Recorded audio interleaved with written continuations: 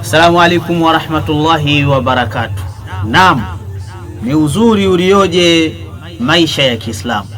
Ndugu zangu, ungana nasi katika kipindi chetu pendwa cha uzuri wa maisha ya Kiislamu, kipindi ambacho kitakuwa na mada mbalimbali, udadavuaji wa mada mbalimbali kupitia mashekhe mbalimbali katika uzuri wa maisha ya Kiislamu.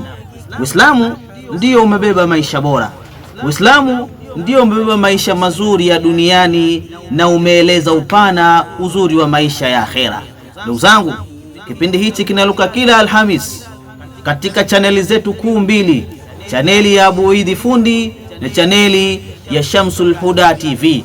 Alhamisi hii tutakuwa nayo mada kongwe, mada adhim, mada kubwa, mada ya ndoa, umuhimu wa ndoa kwa mwanamme na kwa mwanamke, namna gani ndoa ina umuhimu kwao.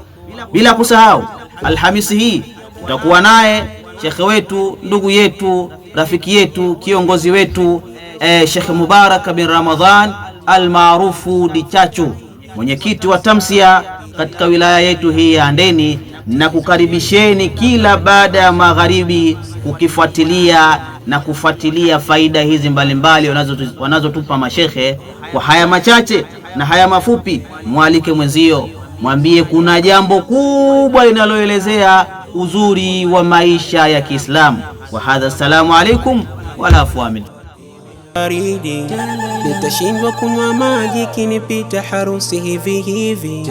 Mwambieni muoaji harusini na kuja kwa spidi. Tatizo nayo korona yazuia mikusanyiko, nikiwaza napata homa. Usaji miali ya bwana harusi, hongera iwe kwako ya bwana harusi, furahi ndoa yako ya bibi harusi, hongera iwe kwako.